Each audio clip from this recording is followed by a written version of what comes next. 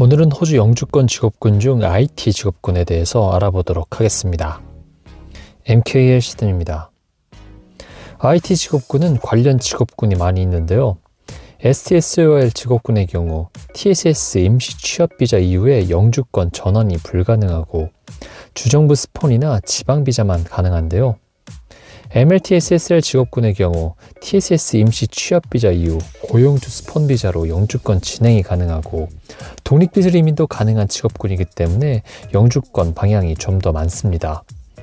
따라서 MLTSSL 직업군 중에서 선택하시는 것이 영주권 확보에 유리합니다. 호주 영주권 직업군 탑5 안에 IT 직업군 중 소프트웨어 앤 어플리케이션 프로그래머는 2위, ICT 비즈니스 앤 시스템 애널리스트는 5위에 랭크되며 상위에 두 가지 직업군이 이름을 올렸는데요. 특히 소프트웨어 앤 어플리케이션 프로그래머 직업군의 경우 독립기술이민과 고용주 스폰에서 1위를 차지하며 많은 분들이 영주권을 받은 직업군입니다. 이번 영상에서는 IT 직업군 중에서 가장 인기가 좋은 소프트웨어 앤 어플리케이션 프로그래머 직업군과 ICT 비즈니스 앤 시스템 애널리스트 직업군 위주로 알아보도록 하겠습니다. 소프트웨어 앤 어플리케이션 프로그래머 직업군은 사용자 요구사항, 시스템 및 기술 사양에 따라 프로그램 코드를 설계, 개발, 테스트, 유지 관리를 하는 일을 합니다. 관련 직업군으로는 애널리스트 프로그래머, 디벨로퍼 프로그래머, 소프트웨어 엔지니어 등의 직업군이 있습니다. ICT 비즈니스 앤 시스템 애널리스트 관련 직업군은 시스템 사용자와 함께 시스템을 체계화하며 기존 시스템을 검토, 평가하여 시스템을 설계 및 수정하여 사용자의 비즈니스 요구에 충족시키는 일을 합니다. 관련 직업군은 ICT 비즈니스 애널리스트, 시스템 애널리스트 등이 있습니다. 소프트웨어 앤 어플리케이션 프로그래머 직업군의 경우 현재 17만 7,700명이 일하고 있으며 2026년까지 27%의 매우 가파른 성장이 예고되어 19만 8,400명이 해당 직업군에서 종사하게 될 예정입니다. ICT 비즈니스 앤 시스템 애널리스트 직업군의 경우 4만 5,700명이 일하고 있으며 2026년까지 12.9%의 가파른 성장이 예고되어 5만 1,200명이 해당 직업군에 종사하게 될 예정입니다. 두 직업군 모두 풀타임 비중은 90%로 다른 전체 직업군 평균인 66%에 비해 매우 높은 수준인데요. 대부분 풀타임으로 일을 하고 있는 것을 알 수 있습니다. 풀타임으로 일하시는 분들의 경우 주당 업무 시간은 소프트웨어 앤 어플리케이션 프로그래머의 경우 41시간, ICT 비즈니스 앤 시스템 애널리스트의 경우 42시간으로 전체 평균 44시간과 비슷한데요. 근로자의 3분의 1 이상이 정기적으로 초과 근무를 합니다.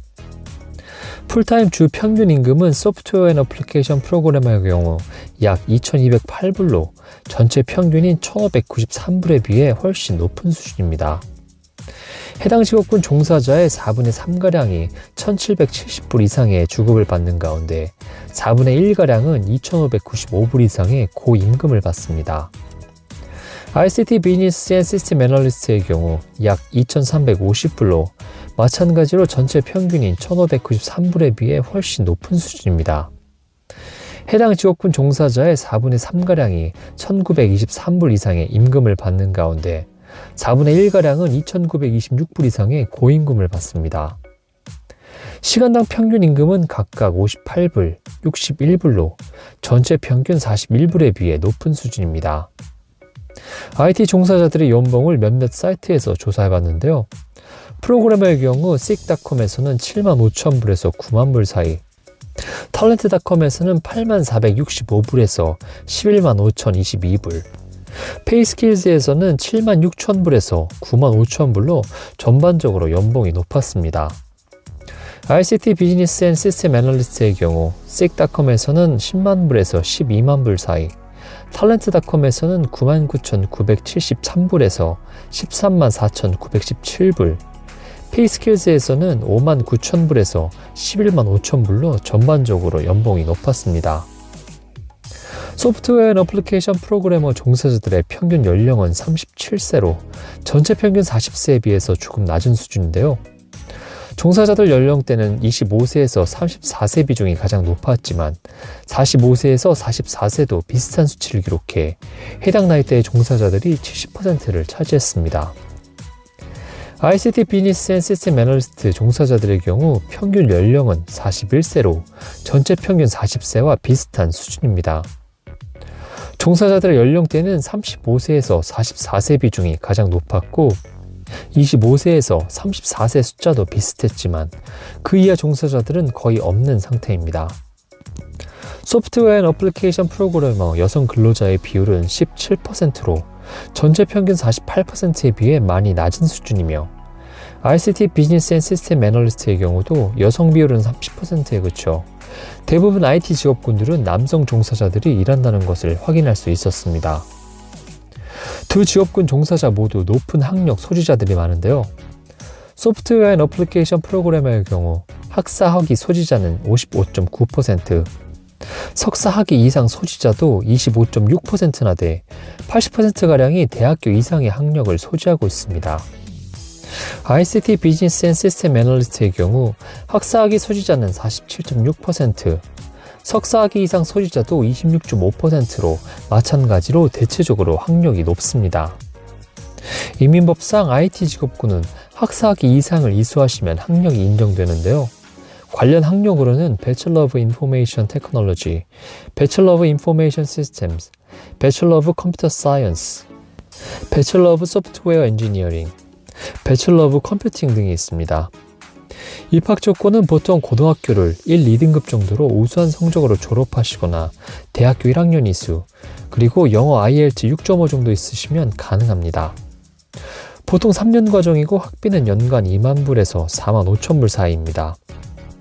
대부분 유학생들은 대학교로 바로 입학하기보다는 대학교 준비 과정인 파운데이션 혹은 디플로마 코스를 통해서 학사 학위로 입학하시는 방법을 선택하시는데 입학 조건이 더 낮아서 입학이 쉽고 본격적인 대학 수업을 하기에 앞서 대학교에 적응하는 시간으로 활용합니다. IT의 경우 학위 이수 후에 졸업비자로 진행이 가능한데요. 기본 2년인 졸업비자 기간이 일부 정해진 IT 코스를 이수하시는 경우 추가로 2년을 받으실 수 있으니 호주에서 유학을 시작하실 때 해당 정보를 참고하셔서 선택하시는 것이 좋습니다. 또한 한국에서 학사 학위가 있으신 분들의 경우 꼭 IT 전공이 아니더라도 비전공자가 갈 수 있는 마스터 과정이 있으니 해당 과정으로 등록하시는 것도 좋은 방법입니다. 석사학위 이수 후에는 졸업비자가 기본 3년이기 때문에 졸업 후에 점수 확보를 위한 시간이 더욱 많아 여유롭게 점수 확보가 가능합니다. 다음은 영주권 진행 방향에 대해서 알아보도록 하겠습니다. IT 직업군들의 기술심사 기간은 ACS입니다. 기술심사 통과를 위해서는 호주에서 학력 이수 후에 1년의 관련 일경력이 있어야 합니다. 혹은 프로페셔널 이어 프로그램을 수료하시면 되는데요. 일종의 실무 교육 프로그램으로 실제 회사에서 관련 업종 사람들과 함께 일을 하면서 경험을 쌓는 프로그램으로 약 40주 정도의 시간이 소요됩니다. 기술심사가 통과되면 스킬 셀렉트 EOI를 신청하게 되는데요.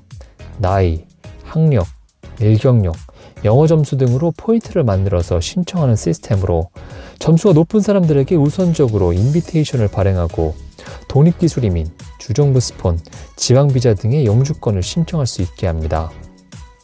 혹은 스폰서 서줄 회사를 찾아서 482 TSS 비자로 신청하신 후 영주권으로 전환하시는 것도 방법이 될 수 있습니다. 오늘은 영주권 직업군 중 인기가 좋은 IT 직업군에 대해서 알아봤습니다. 앞으로 영주권 직업군을 선택하실 때 도움이 됐으면 좋겠습니다. 오늘 영상 여기까지고 다음 영상으로 다시 찾아뵙겠습니다.